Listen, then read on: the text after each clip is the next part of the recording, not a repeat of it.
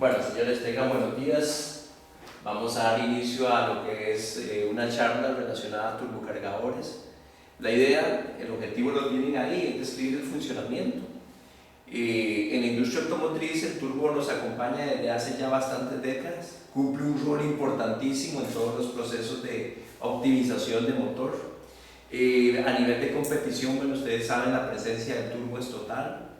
A nivel de fuerza, poder, estoy hablando de electrógenos, estoy hablando de plantas de producción de trabajo, por ejemplo, y lo que es riego, lo que es agricultura, todo eso el turbo tiene presencia. Y si hablamos de ferroviario y marítimo, estamos rodeados de lo que es la presencia del turbocargador en el motor. A la vez de que vamos a hablar de esto, vamos a hablar un poquito de lo que es la geometría variable, que fue lo que le dio una connotación especial al turbo y lo hizo más amigable con las tecnologías electrónicas. Y el objetivo de la charla es también hablar un poquito de cómo diagnostica un técnico un turbocargador. Ok, para hablar e introducir el tema de lo que son turbocargadores, tenemos que ver por qué el turbocargador se hace necesario en el automóvil. En el motor del automóvil, en el motor del camión, en el motor de la locomotora, en el motor del barco. Resulta que ustedes saben que los motores de combustión interna obedecen a un principio de ingeniería llamado termodinámica. La termodinámica es la presencia y el movimiento del calor. El motor trabaja a base de calor. Si ustedes estudian desde el inicio los procesos de mecánica automotriz, recordarán que primero vieron el ciclo de 4 tiempos, el ciclo de Otto. Recordarán que la presencia de fuerza y lo que es la conversión del combustible en movimiento se basa en calor. Entonces, el motor trabaja a base de calor. Todo motor de combustión interna trabaja a base de calor. Y es importante denotar que había mucha pérdida de calor por el múltiple de escape. Dicho de otra manera, señores, para que me comprendan, del 100% del combustible que tiene el motor en su tanque, solamente un 25% en motores a gasolina llega hasta el eje motriz de las ruedas. Lo demás se pierde en cuotas de peaje. Calor, fricción, rozamientos y toda esta serie de variables van restándole a ese 100% de poder, fuerza. Pues adivinen quién consumía casi un 40%, la pérdida por el escape de calor. Esto hacía de que algunos ingenieros se dieran a la tarea de buscar la manera de compensar eso y ayudarle a optimizar el desempeño del motor. Resulta que un ingeniero alemán desarrolló la tecnología de lo que nosotros vamos a hablar de turbocargadores. Entonces este detalle es importante. El turbocargador toma parte de la energía que se perdía y la vuelve a procesar en fuerza, en potencia y en trabajo. Y también podemos agregar que la parte de la presión atmosférica tenía un grado de afectación. Vamos a ver si se los explico de esta manera. El aire que consume el motor tiene diferencias. ¿Qué diferencia, compañero, puede tener el aire del volcán a nivel del volcán Irazú con el aire que está a nivel de Punta Arenas, por ejemplo? ¿Qué diferencia puede tener ese aire? ¿Qué diría usted, muchacho? La suciedad. La suciedad. La suciedad. Presión atmosférica. Densidad. Densidad. ¿Qué más? ¿Qué otras variables en el aire hacen que me afecte la mezcla, la combustión, la quema de combustible? La temperatura. La temperatura. Entonces vean todas esas variables. Suciedad es una variable que también afecta, no crean. La presencia de un filtro de aire cumple ese rol, que es depurar el aire. Pero a nivel de mezcla se necesita un aire rico en ¿qué, señores? En oxígeno. Si ustedes leen un poco la presión atmosférica, o más bien hablemos de la atmósfera, señores. La atmósfera, esa capa invisible que rodea la Tierra, cualquiera diría, pues puña, es puro oxígeno. Y vamos a ver que solo un 20% es oxígeno, un 70% es nitrógeno y el otro porcentaje que queda por ahí para ajustar el 100 son gases de diferentes presencias y nombres. Entonces esto es un detalle importante. Quiere decir que un motor a nivel de Marsh no tiene la misma prestancia que un motor a nivel de, por ejemplo, un volcán, a nivel de una cordillera. Lo que les quiero decir es que esa ilustración ahí habla que a nivel de Marsh, ven ahí el dibujo, es una playa, nivel de Marsh, ustedes tienen mucho oxígeno y tienen buena presión atmosférica. Eso le favorece a cualquier motor. ¿Por qué? Porque una embolada del cilindro carga toda su cilindrada, por así decirlo, en riqueza de oxígeno, o sea, muy buena oxigenación tiene el motor.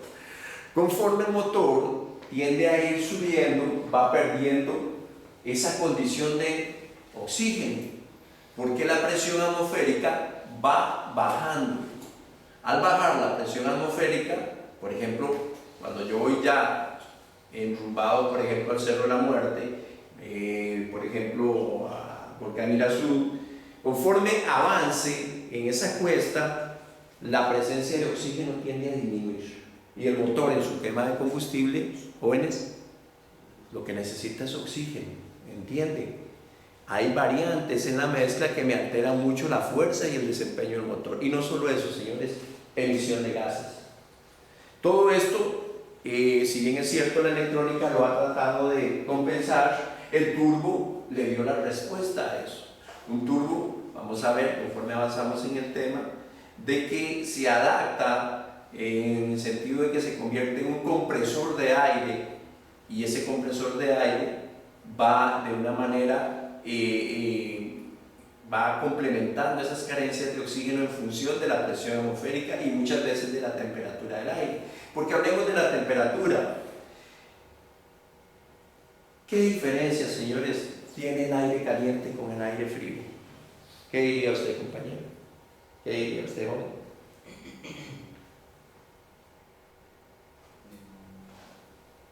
¿O es lo mismo que el motor respire aire caliente que aire frío? ¿Qué diría usted, joven? Tiene más oxígeno que aire frío. Tiene más oxígeno. Entonces hablamos de que por oxigenación es más favorable el aire con baja temperatura, por oxigenación. Sin embargo, vamos a ver que conforme avanzamos en el tema, el turbo compensa muchas veces esas variantes atmosféricas y térmicas del aire y se convierte en un complemento ideal para la fuerza del motor. Aquí podemos ver, por ejemplo, el grado de afectación conforme nosotros ascendemos. Entonces, detalle importante, a menor presión atmosférica, menor oxígeno. A mayor presión atmosférica, mayor oxígeno. Y si no lo pueden memorizar de esta manera, piensan que en la playa la vida es más sabrosa. Hay más oxígeno, ¿verdad? Y más presión atmosférica. Subiendo una pendiente, la presión tiende a bajar y la presencia de oxígeno a disminuir. Y de ahí los resultados cambiantes en la quema de combustible. El turbo viene a compensar todo eso, señores. El turbo viene a compensar todo eso. Por ejemplo, aquí vamos a explicar cómo es que un turbo logra prácticamente funcionar, y no solo funcionar, sino compensar esas carencias y convertirse en un compresor de aire. Si ustedes analizan acá donde dice entrada de admisión, la flecha celeste, por ahí un turbo recibe aire ya filtrado, como decía el compañero, ya filtrado. Y por el otro lado tenemos otro elemento que hace impulsar una propela, aire de color morado, y ahí es donde vamos a tener el funcionamiento y la ciencia para que el turbo trabaje. Por ejemplo, el gas de escape antes, con la flecha roja que apunta hacia arriba, se escapaba directo a la atmósfera, o sea, se daba el ciclo de 4 tiempos: admisión, compresión, fuerza y escape. Y el escape culminaba con expeler los gases quemados al medio ambiente, perdiendo una gran cantidad de calor, oigan bien, y una gran potencial de energía. Muy bien, el diseño del turbo permite que ese gas, donde dice entrada de gas de escape, mueva un elemento, una propela o un impeller llamado turbina y que lo ponga a girar en un aproximado de 180.000 revoluciones por minuto. Y vean que unido por un eje verde están ancladas los dos impellers, nada más que al impeller morado se le va a llamar turbina y al impeller de color celeste se le va a llamar compresor. Estos elementos giran enlazados por un mismo eje y a la misma velocidad, pero vamos a tener un detalle importante, señores, que es el diseño con que el aire se toma de un lado y se comprime hacia otro por parte del impeller celeste. Eso se logra mediante unos componentes que aquí los apreciamos a su izquierda, llamado carcasas. Se les dice vulgarmente a nivel regional cachos o caracoles por su forma y parecido con estos nombres que acabo de dar. La carcasa logra que el aire de admisión entre filtrado sea sometido inercialmente por un impeller llamado compresor y cuando pasa a este nivel ya tiene presión, ya no viene a la misma presión atmosférica sino incrementa su presión. Del otro lado el movimiento es sencillo. Los gases, el movimiento inercial de los gases de escape deposita su fuerza ¿dónde? En la turbina, haciéndola girar aproximadamente 180.000 o 200.000 vueltas por segundo, por minuto. Ok. Luego el gas es expelido ya al medio ambiente, pero se le sacó aprovechamiento mecánico. Y el aire comprimido, vamos a ver conforme avanza el tema, es direccionado hacia los puertos de admisión. ¿Qué son puertos de admisión, muchacho? ¿Joven?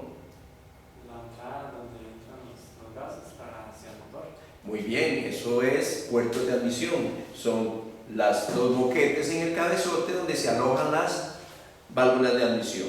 Y de ahí ya el aire tiene presión, señores, presión, que es un detalle muy importante. Eso es prácticamente el esquema básico de un turbocargador y lo que están viendo ahí es el funcionamiento básico. Elementos protagónicos: el impeller de turbina y el impeller de compresora. Ok, detalle importante también para ir ilustrando el tema es la alza de presión que tiene el aire cuando lo someten desde esta entrada a esta otra salida. Ya no es el mismo aire, él cambia radicalmente en presión y en temperatura. El problema lo tenemos a nivel de temperatura, lo vamos a ver más adelante. ¿Preguntas? Ok. Para hablar un poquito de la altitud versus la potencia, en esta figura 2 que tenemos aquí, vemos un cuadro de coordenadas donde el eje Y representa la potencia en porcentaje y el eje X representa la altitud en metros.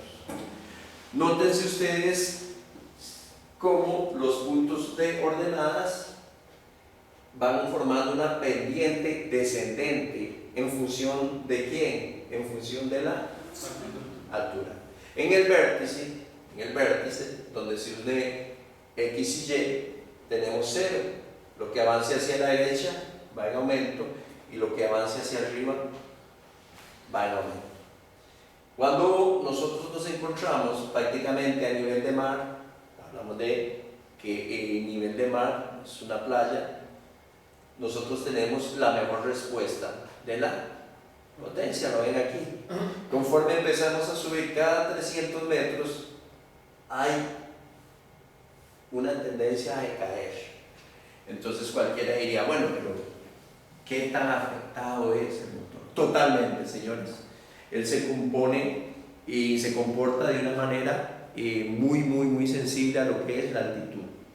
Por eso ustedes en algunos comentarios y crónicas de conductores si oirán mucho, es que yo cuando voy subiendo, por ejemplo el Cerro de la Muerte, el Chirripó, Volcán Irazú, Tarbaca y todas estas cordilleras que tenemos nosotros, empiezan a decir, se me caen los cambios, pierde mucha fuerza, se pone lento de arranque. ¿A qué cree que se deba, señores?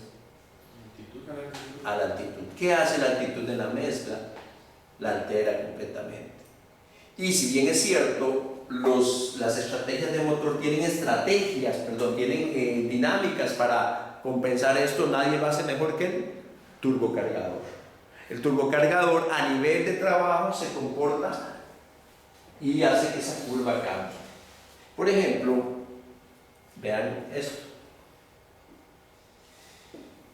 Si ustedes notan ahí, tienen 3 curvas características. Par, que es torque, es lo mismo, señores, versus RPM, revoluciones por minuto.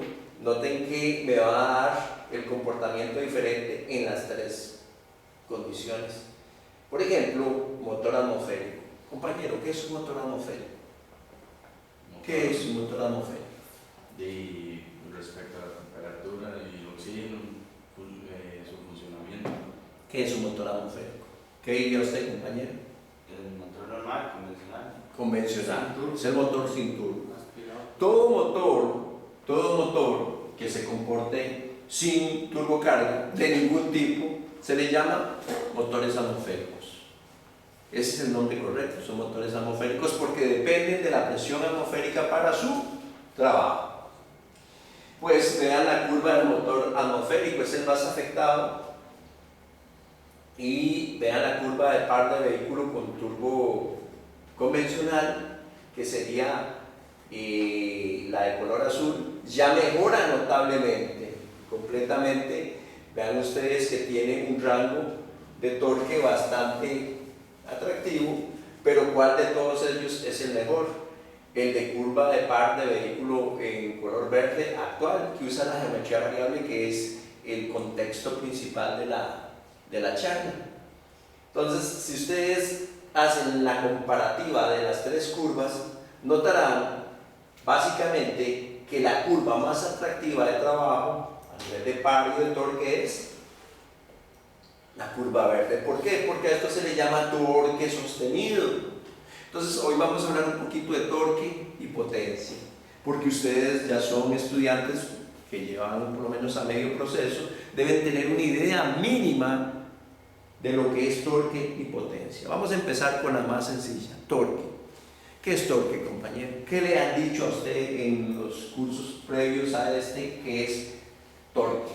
La fuerza ejercida en el motor ya en el momento de salida. En el momento de salida, muy bien. Otro que colabore ahí con el concepto de vos, compañero, ¿qué es torque? Y la fuerza que desempeña el motor hacia la salida de los ejes. La fuerza que desempeña el motor y la transmisión hacia la salida de los ejes. Muy bien. O sea, podemos decir que torque es la capacidad de trabajo de un motor. ¿Cierto o no, muchachos? ¿Y qué es potencia entonces? ¿Qué es potencia para usted? Porque torque y potencia no es lo mismo. ¿Qué es potencia? Como la fuerza.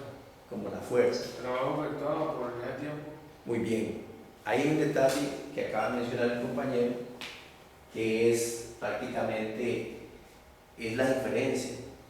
Si bien torque es la capacidad de trabajo de un motor, potencia es qué tan rápido hago ese trabajo. Entonces de aquí y a partir de este momento ustedes van a conocer la diferencia. Vean bien y escuchen bien. Torque es la máxima entrega de fuerza sobre la cabeza del pistón y solo ocurre en un rango de revoluciones. Por ejemplo, en gasolina ocurre entre las 2000 y 2500.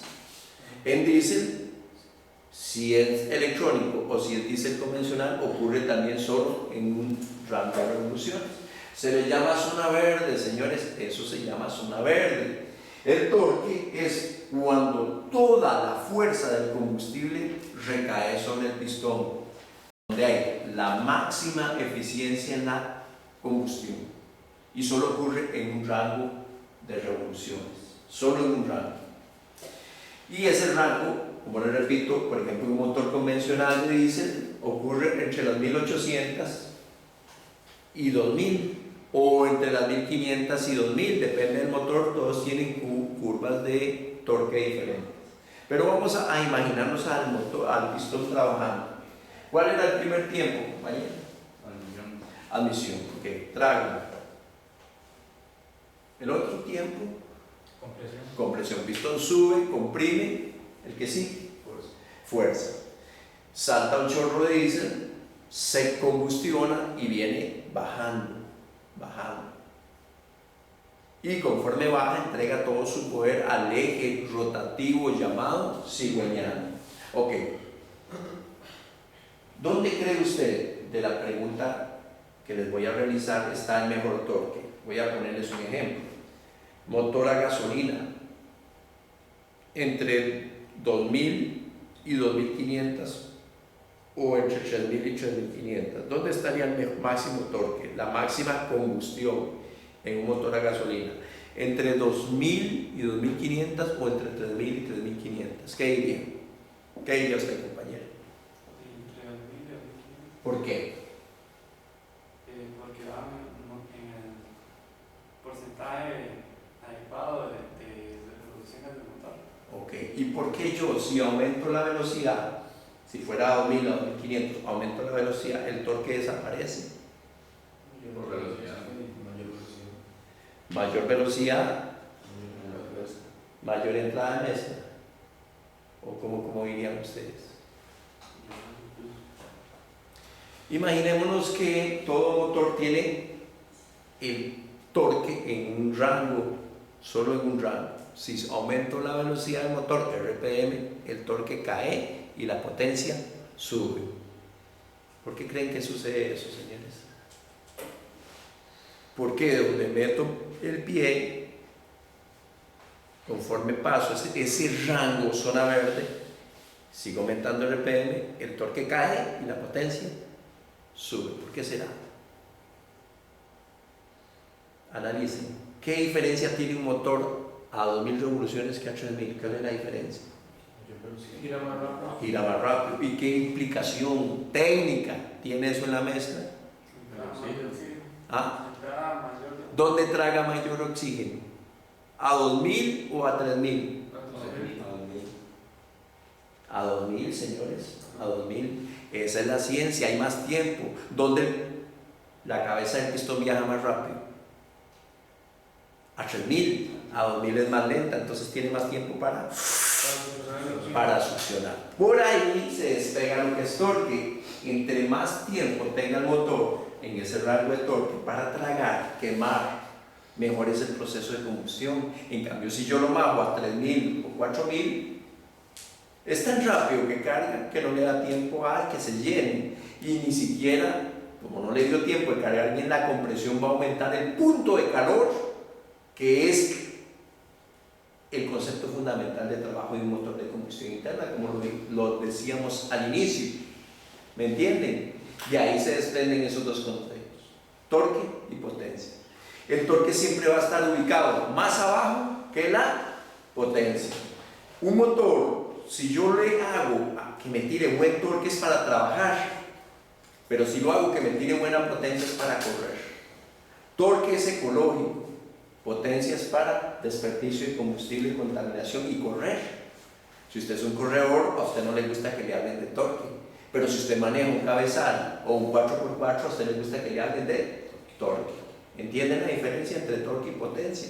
Potencia es qué tan rápido hago el trabajo, aunque desperdicie un montón de combustible. Torque es capacidad máxima de trabajo.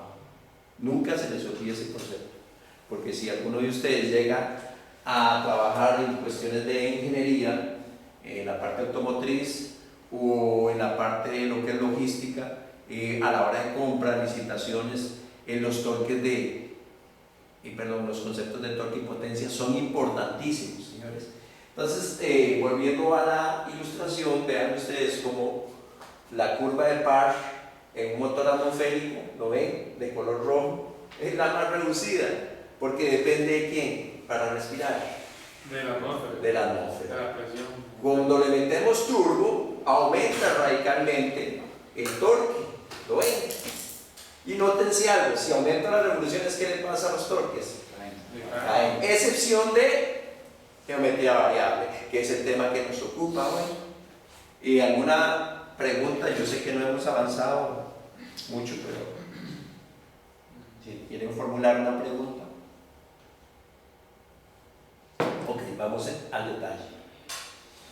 Aquí tengo un comparativo de un vehículo de alto perfil, un Porsche 911 Carrera versus un Porsche 911 Turbo S. Los dos son muy similares en cuanto a la cilindrada, 3800 cc, 3800 cc. Los dos tienen 6 cilindros, son boxer. ¿Saben qué son boxer? Opuestos, como el Volkswagen Escarabajo, motor opuesto, cilindros opuestos.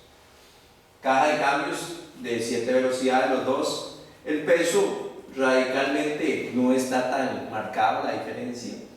Pero vean un detalle importante en la relación de compresión. El que no tiene turbo, ¿lo ven? Tiene una relación de compresión de 12.5 a 1, bastante atractiva para un motor a gasolina. ¿Qué le pasa con el del turbo?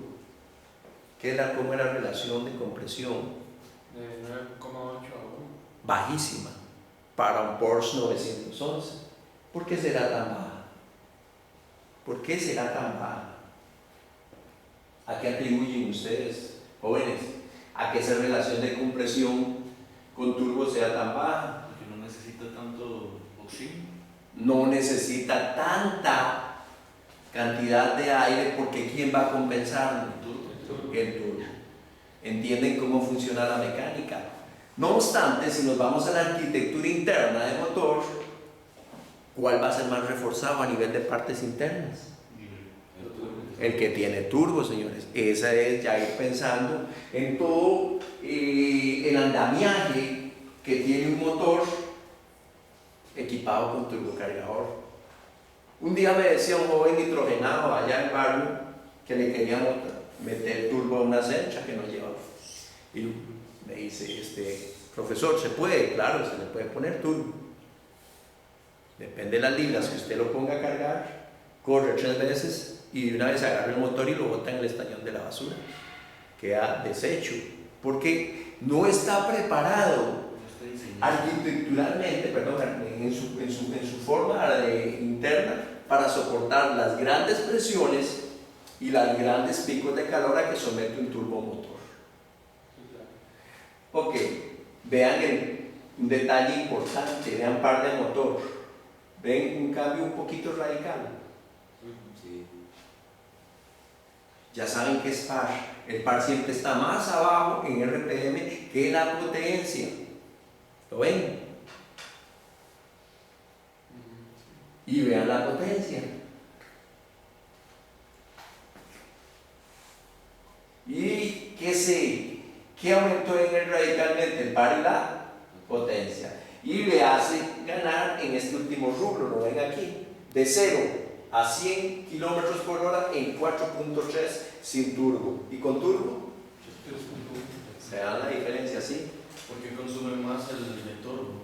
Muy bien, porque consume más, porque la relación de la mezcla cambia en función del aire. Si meto más aire, Más combustible.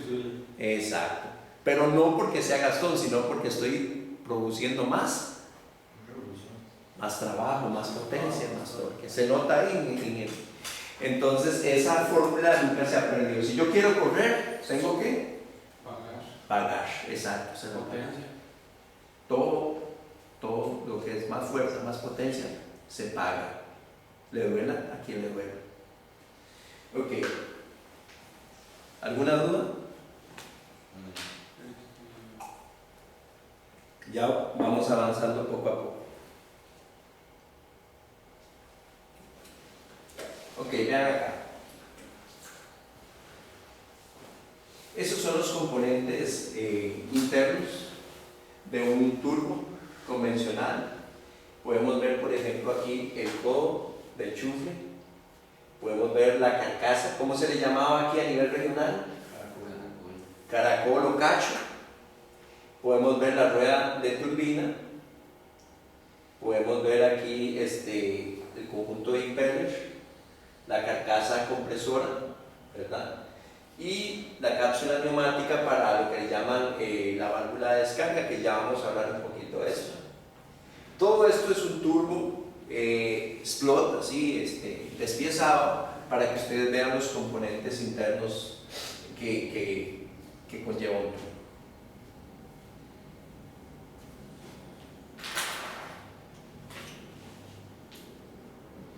Ok, aquí tengo una ilustración para que vayan entrando a ese ambiente de turbocarga, para que vayan familiarizándose con los componentes.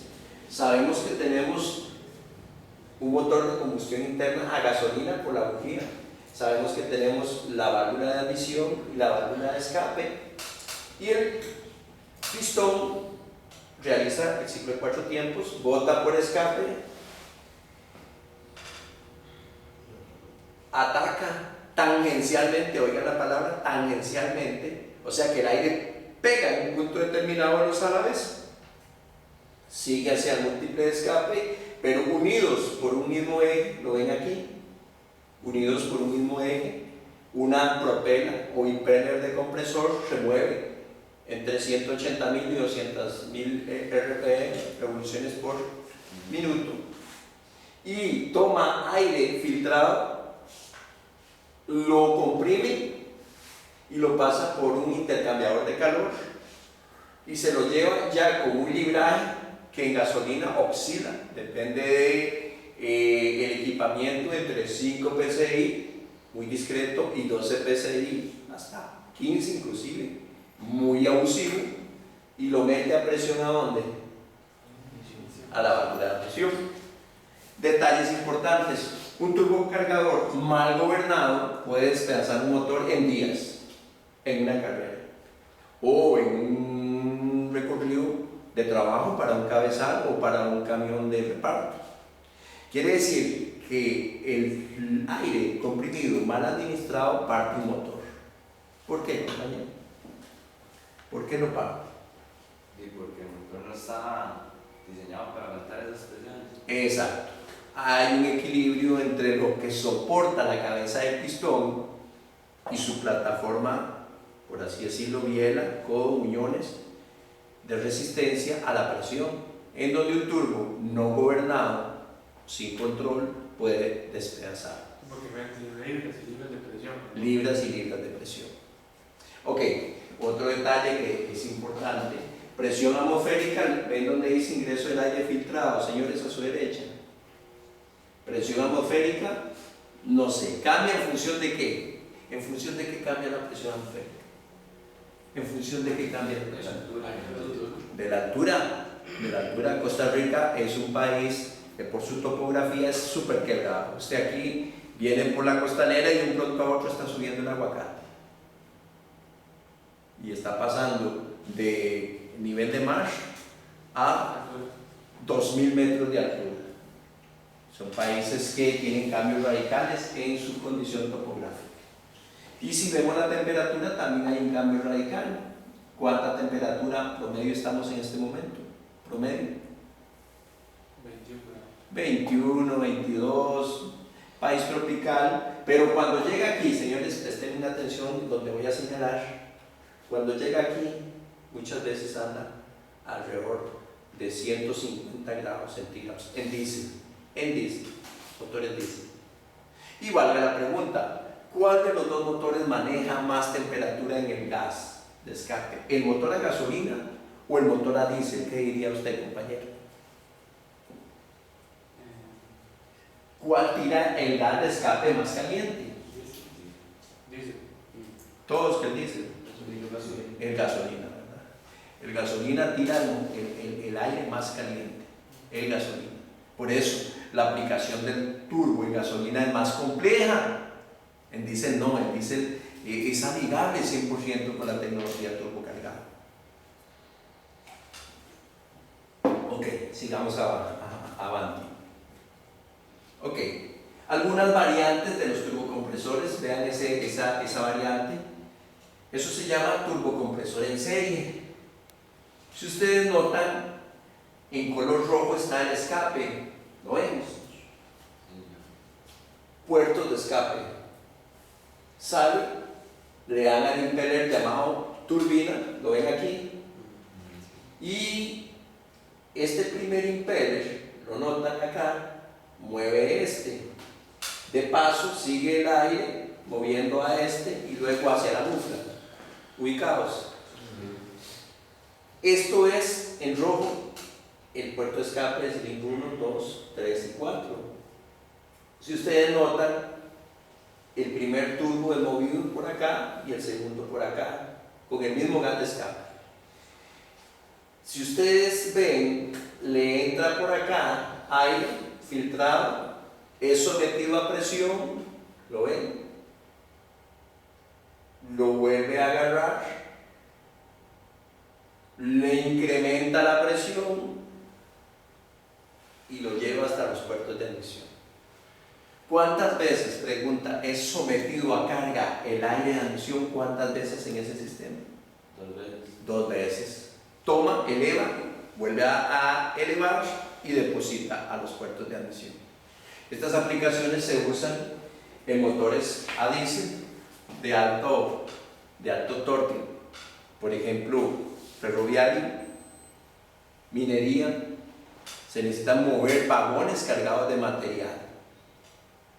Y si ustedes piensan que estos motores son pequeños, olvídense. Un pistón puede tener el tamaño de un estañón. Es fuerza de verdad. Y las presiones que se trabajan ahí son bastante altas. Se llama turbocompresor en serie, porque precarga aire una vez y vuelve a precargar otra vez. ¿Tienen alguna duda sobre lo que es un turbocompresor en serie? ¿En automotriz hay? Sí, claro. Toda la aplicación automotriz, para camiones grandes hay motores, digamos que tienen esta tecnología.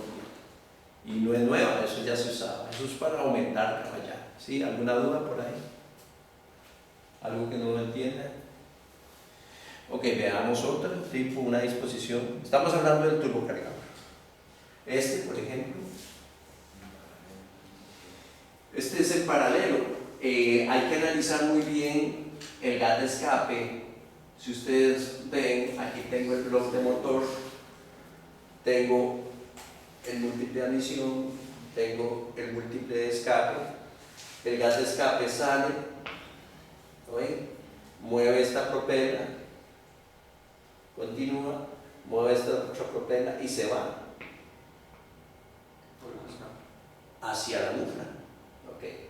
¿Qué sucede en los rodetes no de turbina sino de compresor? Este es movido, toma aire de acá, lo somete, y este toma aire de acá y lo somete. Y si ustedes notan, el aire es llevado y direccionado en este punto y va a los puertos de admisión. Ven que aquí no se sobrecarga el aire más que una vez, o sea, 2 turbos captan a un mismo punto. Es diferente a la disposición en serie. ¿La entienden? Sí. Si usted habla de mibraje, sabemos que la entrada del aire, aquí donde voy a señalar, es presión atmosférica. Pero en este punto no sabemos, depende del fabricante cuánta presión quiera ir. Hay yo le llamo aberraciones en motores grandes y de cabezales. Ok, ¿alguna duda? En paralelo, en serio. También teníamos una disposición que ya es menos vista, pero en un tiempo se usaba, se llama compresor y turbocargador. Vamos a explicar un poquito. Un compresor o soplador no es lo mismo que un turbocargador. Son elementos que favorecen la carga admitida de un motor, pero son distintos. Cuando alguien les hable de soplador y cargador, les habla de un mismo elemento. En este caso, se los voy a señalar acá. El curso no se trata de sopladores ni cargadores, pero sepan, para que ilustren el tema, de que un soplador o un cargador es un elemento mecánico movido por una faja, la señal, o unos engranajes, ¿verdad? O una faja de distribución en donde un elemento mecánico va a cargar de aire al motor.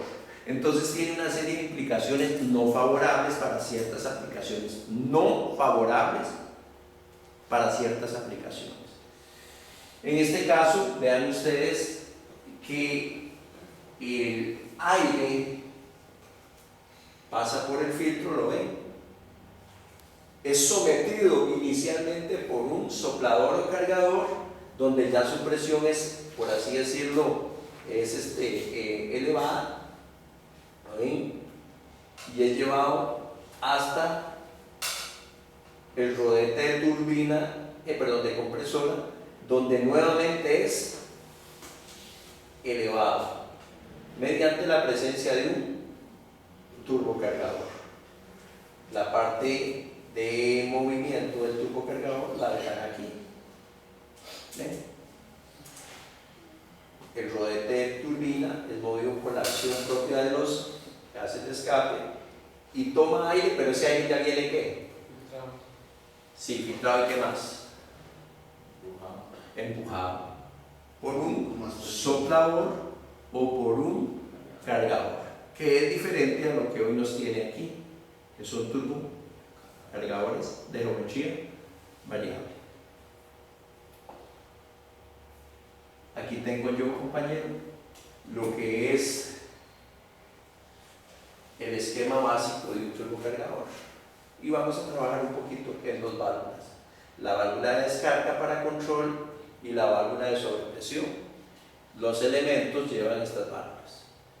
Por ejemplo, cuando arrancamos el motor, el gas de escape somete al rodete o impeller de turbina a una velocidad enorme. Por un eje común, el rodete o impeller de compresora toma aire a presión atmosférica y lo presuriza.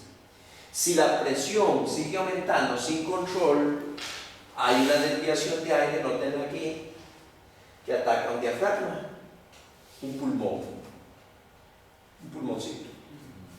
Tanto aumenta la presión aquí por culpa de que el rodete somete carga, que vence la acción antagónica opuesta de este resorte, y por medio de este anclaje y pivotaje, si la presión sigue aumentando, llega un momento en que se da el evento mecánico.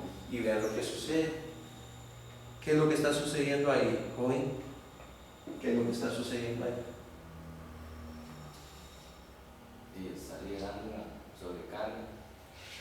Muy bien. Está evitando una sobrecarga. ¿Cómo lo hace, compañero? ¿Cómo lo hace? ¿Qué ve usted y qué aprecia en la salida del gas de escape? ¿Qué hace la válvula? Abrirse para que salga la presión que tiene. Sí. ¿Y por qué entonces baja la carga que somete? ¿Qué es lo que hace? ¿Qué efecto hace ella para que la presión de carga, cuando yo hablo presión de carga, señores, estoy hablando de libras de cargado del turbocargador? ¿Qué hace? Desviar los gases de escape para que no ataquen. Muy bien. Bypass. ¿Saben qué es un bypass? Un pasaje en corto. ¿A quién se brinca? Entonces el aire, como es perezoso, le cuesta más pasar por aquí que por semejante hoyo, y se desvía bajando las RPM de la turbina y por consecuencia baja la de compresora y los niveles de turbocarga bajan. El motor no se para. Pero si por A por B todo esto falla, toda esta estrategia falla, me queda una válvula de alivio, que es ni más ni menos, para ilustrarles popularmente el tema, el hulito que tienen las ollas de presión, por si la señora se le olvidó quitar la olla de los frijoles. Se libera al medio ambiente la sobrepresión y no le va a entrar de lleno a los puertos de adición. ¿Entienden cómo funciona la válvula? ¿Cómo se activa? Se activa por esta zona sensora, por este punto sensor, una manguerita flexible o metálica en algunos, que toma constantemente aire muestra de la sobrecarga y la lleva y la oprime contra este diafragma. El diafragma lucha contra un resorte. El resorte es antagónico a la presión hasta que tiene su punto de. Esa es la válvula de alivio. Eso le llaman válvula de alivio. En inglés le llaman válvula de descarga, gateway. Es que la pronunciación me cuesta un poco, pero es la gateway. ¿Entienden el proceso de liberación, el proceso de control del turbo? ¿Dudas? Pues les adelanto que esa válvula en las gestiones electrónicas, oigan bien, en las gestiones electrónicas, es utilizada para ya controlar por medio de una unidad de mando la carga a que el turbo somete al motor. ¿Dudas? Ok, aquí tengo un turbo ya muy evolucionado de la nueva tecnología. Vemos, por ejemplo, detalles muy importantes. La válvula Watt's-Gate, ¿la ven? Que es la que les está hablando, veanlo aquí, donde lleva esta varillita y acciona una valvulita que ahora la vamos a ver.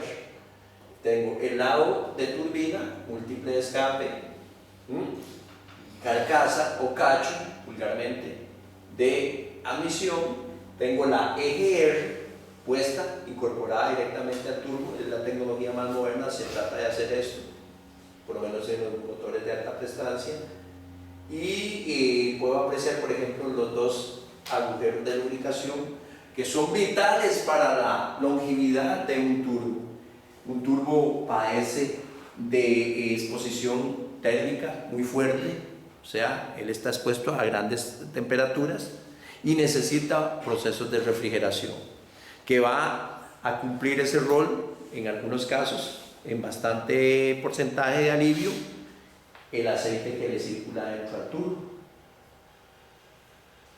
O sea, si ustedes notan cómo son esos agujeros, pequeños o grandes, son enormes arterias, por así decirlo, que circulan de entrada y salida de aceite, cuya finalidad es la lubricación de un eje motriz que viaja a más de 200.000 revoluciones por minuto y levanta temperaturas que se acercan a los 550 grados centígrados. ¿Dudas sobre la ilustración, compañero? ¿Compañero?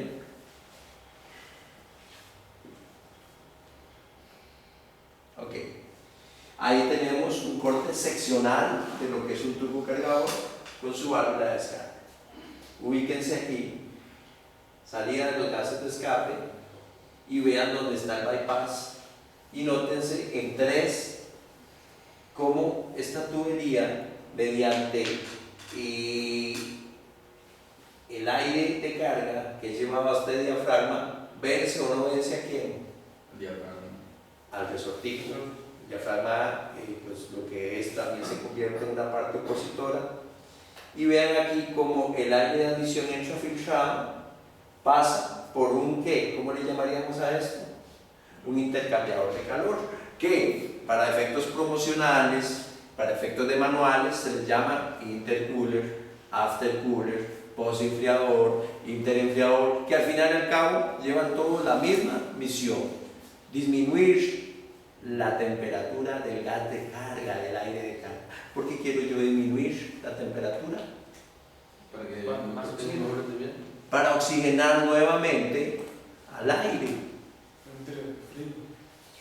Entre más frío entre después del proceso de carga, oigan bien lo que estoy diciendo para que no confundan, entre más frío entre el aire después del proceso de carga, más beneficioso es la quema de combustible.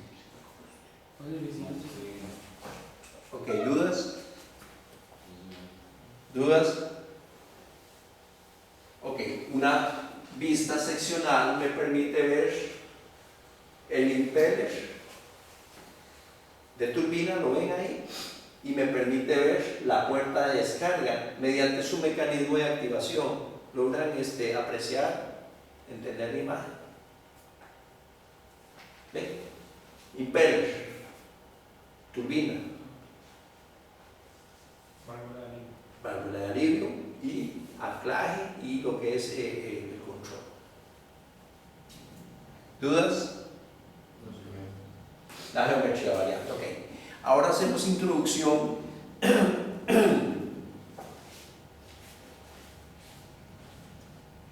Ahora vamos a hacer introducción a lo que es la geometría variable en el turbo y por qué el turbo tenía que dar una respuesta rápida a la invasión electrónica. Cuando la electrónica invade y se apodera de los motores, los procesos son más eficientes, más rápidos y con un tiempo de respuesta más corto. Dicho de otra manera, la electrónica toma el control de lo que es la distribución del combustible, la dosificación del combustible y el calado de tiempo. El turbo no tenía y no puede quedarse atrás. El turbo tenía que responder y se crearon muchos métodos para ver cómo el turbo no se quedaba botado en función del desempeño del motor. Yo les expliqué a ustedes que hay una zona ideal de trabajo del motor. ¿Cómo se llama? Zona verde, señores. Entonces, si usted es un camionero o tiene un motor de equipo de trabajo o quiere que su motor tenga una respuesta, una buena respuesta, subiendo una cuesta, usted tiene que entender que el turbocargador tiene que acompañarlo en ese rango de revoluciones llamado zona verde. No sé si me logran entender. Si en zona verde está el mejor quemado de la mezcla, es donde está el pico más alto de ¿qué? ¿Torque o potencia? Torque, muy bien, excelente. Pero hay un detalle. El diseño del turbo va en función de muchos variables ingenieriles que va desde la tangente. ¿Qué era una tangente? ¿Quién se acuerda que era una tangente? ¿Qué era una tangente? ¿Qué era una tangente, compañeros? Pues resulta que nosotros vamos a hablar de que en un círculo el punto que una recta no toca se le llama tangente. Si ustedes notan cómo es el rodete o el impeller de una turbina, se desearía que tangencialmente el aire pegue en un punto determinado. ¿Para qué? Para que le dé el máximo de impulsión, no se pierdan señores, el máximo de impulsión a la turbina, al impeller de la turbina. Pues resulta que eso cuesta un poco porque lo tienen que sincronizar con el evento de zona verde. Entonces de ahí se despegan un montón de conceptos. Por ejemplo, les voy a hablar turbo de alta, turbo de baja, biturbo.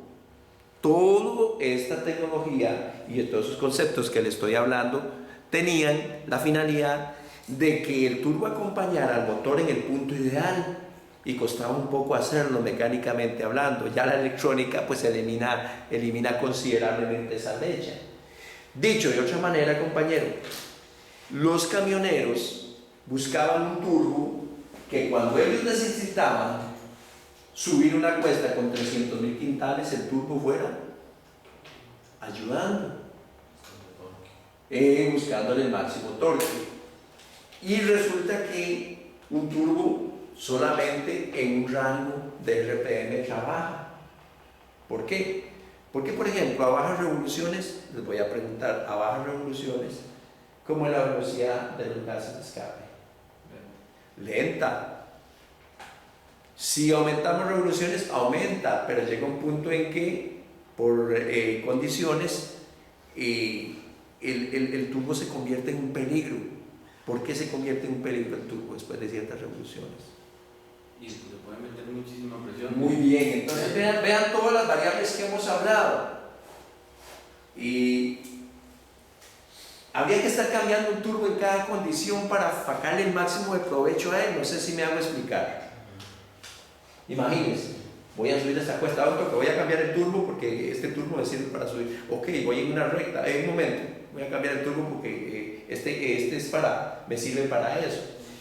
¿Por qué el desempeño de un turbo va en función de la velocidad de los gases de escape? Y los gases de escape van en función del comportamiento del motor, en función del RPM, y todo es un efecto dominó. La geometría variable le da respuesta a todo eso, dejando de lado el concepto de turbo de alta, turbo de baja, biturbo. La geometría variable se puede hacer gracias a la computadora, cargo de cada una de las condiciones de carretera. ¿Está entendiendo ahí? Ok, vamos a hablar un poquito de turbo de geometría variable. ¿Qué es geometría variable? Por ejemplo, alterando ciertos elementos en la arquitectura del turbo, yo puedo hablar de que el turbo puede variar su condición de trabajo. El primero que vamos a ver se llama de Venturi variable o de difusor variable. Si ustedes notan, esto que está acá, para ubicarlo, ¿verdad? Es el rodete de turbina, ¿lo ven? Vean aquí, ¿lo ven? Los gases de escape entran aquí y giran acá. Después se van para el escape. Ok. Si ustedes ven, hay primer conducto y segundo conducto. ¿Lo ven? Primer conducto, segundo conducto. Luego hay una campana.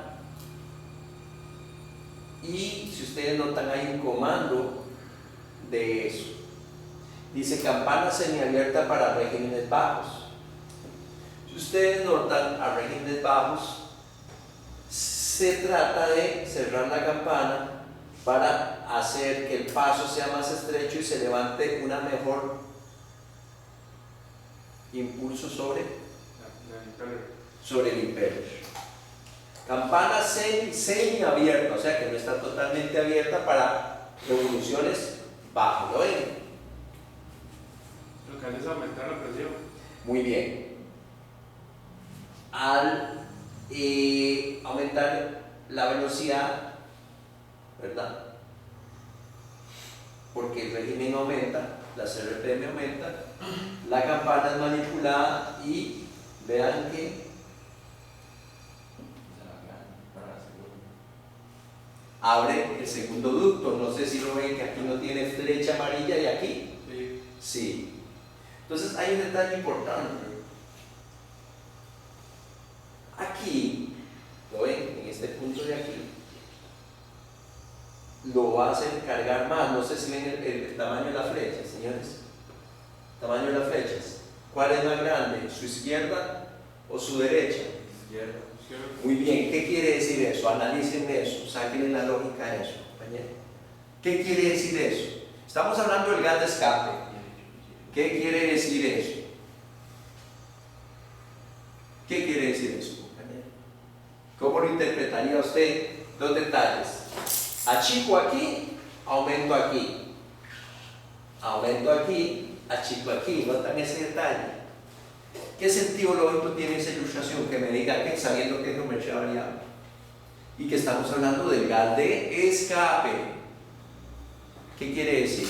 ¿Cómo lo interpretaría usted, muchacho? Muy bien, entonces ¿qué entendería usted por regímenes bajos? En RPM. Pocas torsiones. Pocas revoluciones. Muy bien. Hay un detalle. ¿Cómo es la carga a bajas revoluciones? ¿Mayor o menor? Según el tamaño de las flechas. Mayor, muy bien. Eso es. ¿Cómo?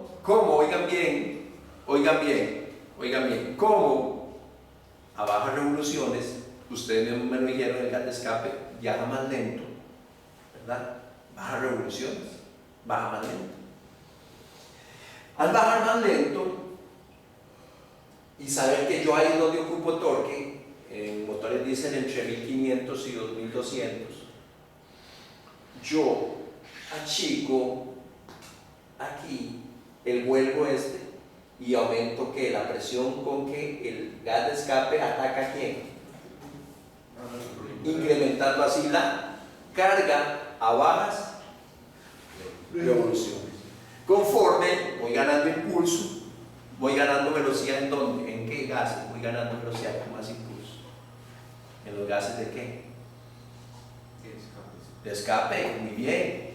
Entonces ya necesito más bien control. Abro, vean el espacio, no sé si se aprecia, abro y el gas ya no entra con mayor presión, sino con menos presión, y la carga disminuye o aumenta. Disminuye, para evitar el daño al motor y que no le eche mucha presión. Eso es un turbo de compresor de difusor variable o de campana, como le llamamos en algunas veces. Visto de otra manera, lo logren apreciar aquí. Vean, régimen bajo. Vean aquí. Gases de escape, menor cantidad, ¿verdad? Y régimen alto. ¿Bien? Se aumenta. ¿Puede uno obtener todo eso manipulando la condición de trabajo de la campana, del difusor variable? ¿Qué dirían ustedes? Hay un control total porque la geometría variable lo permite. Ok, veamos a ver este otro caso. Turbo de geometría variable, pero ya no con estilo de Venturi, perdón, de difusor variable, sino por álabes de geometría variable.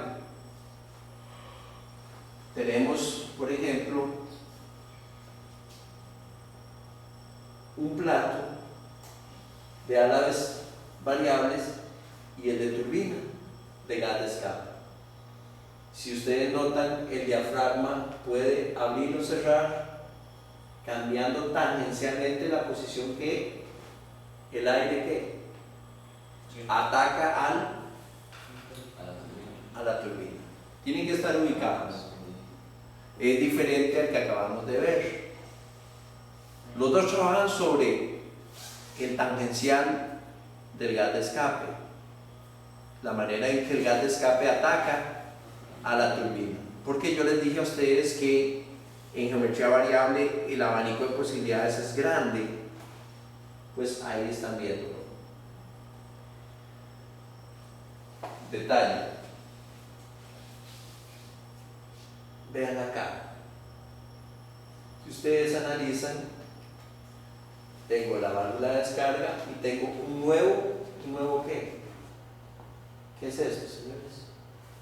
Un nuevo controlador. Puedo hacerlo de la siguiente manera. Al ir girando a bajas revoluciones yo puedo aumentar la presión del soplado, como hacer la boca, o es igual. Los álabes, depende de lo que quieran, el régimen bajo, pueden cerrarse para aumentar la presión ¿sobre quién? Sobre la turbina. O a altas revoluciones pueden abrirse para controlar, depende de la situación de empuje o de torque. Esto solo se logra manipulando este elemento que está aquí, que a veces puede ser un motor eléctrico, oigan bien, un electromagnetismo o un solenoide o una válvula de electromagnetismo, y puedo someter estos álabes a diferentes posiciones para controlar el flujo que el impeller va a recibir. Ok. Vean, esto es una ilustración de lo que es la geometría variable del turbo. Pero ¿qué significan esas siglas de arriba? VTG quiere decir geometría variable del turbocargador. VTG. Y si ustedes notan, vamos a ver si están ubicados. Compañero, ¿cómo se le llama esta pieza? ¿Impeller de qué? Porque hay dos impellers. De turbina. ¿Quién pega aquí? Ok, compañero, ¿qué son estos elementos que estoy señalando? Los álabes. ¿Para qué se mueven los álabes en la ilustración? Depende de la revolución que tiene el motor. Sí, ¿y qué hacen al cerrarse o abrirse? ¿Qué hacen? Más torque o menos torque. Sí, pero ya me está dando el resultado final. En el momento que hacen sobre el impeller de escape. Y pueden pegar más o menos. Y si pega más, ¿qué pasa? Si pega más, digamos que más, ¿cómo le digo? Le entra más aire, entonces lo que hace es más revoluciona. Y si le entra menos aire, lo que hace es que es más presión, ¿entiendes? Entonces, lo que cuando pasa es que cuando se abre, lo que hace es que trata de liberar un poco más para proteger el motor. Ok, eso es un detalle que tienen que tenerlo. ¿Verdad? Si ustedes analizan aquí estos cortes, ¿los ven? El aire es sometido sobre este punto de aquí que estoy señalando con mis dedos. Obviamente, si yo hago este movimiento, cambio el chorro, vean que digo chorro, no es agua, lógico, digo chorro de aire, haciendo que ella ruede menos o ruede más. Si rueda menos, carga menos. Si rueda más, carga más.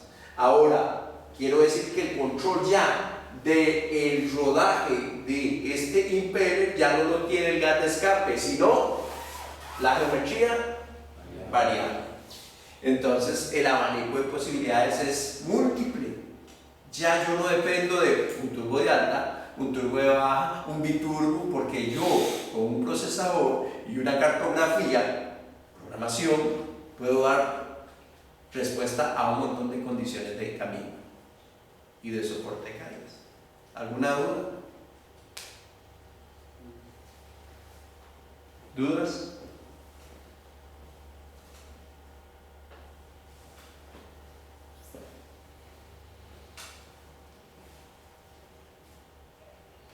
Ok.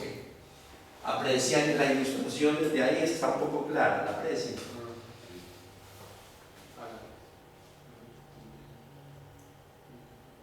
Ok, aquí lo que les quiero mostrar son detalles estructurales internos del turbo de geometría variable. Adiciona un nuevo comando que es este plato corona, ¿lo ven? Este plato corona se pone y tiene un control mediante estos álabes de geometría variable sobre el rodete de turbina. Tiene una bieleta, que es una bieleta, pues simplemente un mecanismo que hace que la posición angular cambie radicalmente en función del comando que se dé aquí, de este vástago roscado. Eso es todo. ¿Dudas? ¿Quiénes tienen geometría variable? Ya ahora se lo quieren meter hasta la gasolina, en motores a gasolina.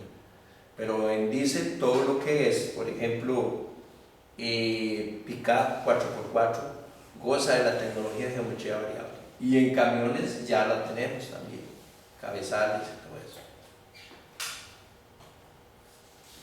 Por ejemplo, las posiciones de los álabes van condicionadas por el número de RPM del motor. Por ejemplo, distintas posiciones que adoptan los álabes según el número de revoluciones por minuto. Vean, posición de los álabes cuando el motor gira a ralentí, o sea, bajas revoluciones. Si ustedes analizan a bajas revoluciones, verán que la cápsula activa y ustedes ven el espacio que es más cerrado. Quiere decir que yo en estos tipos de turbos, si necesitara cargar aire a bajas revoluciones, ¿lo puedo hacer, señores? Claro que lo puedo hacer. Manipulando eso, en este caso se aprecia que se cierra.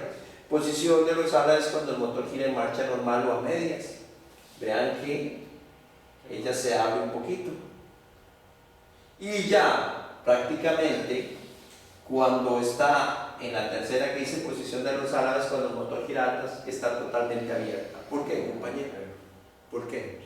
Porque es la última posición, están totalmente, prácticamente abiertas. ¿Qué es lo que busca en la última posición? La más a su derecha, la tercera. La turbina para que Controlar la presión. Controlarla. Lo que hace es que el aire pase mucho más fluido, entonces exista menos presión dentro Sí. del turbo. Vean, señores, una cosa es hacer así y otra cosa es hacer. Ahí ustedes están viendo un. en la última. Sí, en la última, pero en la primera están viendo un. Más presión. Cambia la tangente con que el aire ataca los álabes de el impeller turbina, que es el que gobierna los gases de escape. Hay algunos dispositivos que ya ustedes, pues hablarles está muy prematuro, pero hay controladores. Esto es una válvula solenoide llamada VSV. Quiere decir válvula Shut Vacuum, válvula de control de vacío, y funciona simplemente con la activación de un solenoide que va a dar entrar vacío a una cápsula o lo va a liberar. Tiene tres entradas, una de presión atmosférica, un paso de vacío. O sea que cuando ella se activa pasa vacío de aquí a aquí, y la de compensación para que funcione el proceso. ¿Cómo funciona? Vean qué sencillo. Eso se llama válvula VSV. La válvula VSV es un electroimán o solenoide y trabaja por un concepto llamado PWM, que ustedes todavía no lo van a ver, pero conforme entren en la parte electrónica lo vamos a conversar en otra charla. Unidad de mando. Siempre que vean este símbolo encerrado indica unidad de mando o unidad de control electrónico. ¿Lo ven? ¿Quién es este? El solenoide que les acabo de ¿qué? De enseñar, señores. Esto se llama la VSV, válvula Shut Vacuum. Y aquí, ¿quién la está excitando? Y la computadora dice si pasa vacío de aquí a aquí o no. ¿Ven? Por ejemplo, que se ve en esta apreciación los álabes. Los álabes. Máxima presión, quiere decir que ahí está soplando con buena presión ¿sobre quién? Sobre la turbina. ¿Quién lo está ordenando? La ECU. La ECU no lo ordena arbitrariamente, tiene toda una gestión diagnóstica, estratégica y de criterio de juicio muy amplio para decir cuándo él necesita la máxima presión. Entonces, si ustedes analizan, los álabes están completamente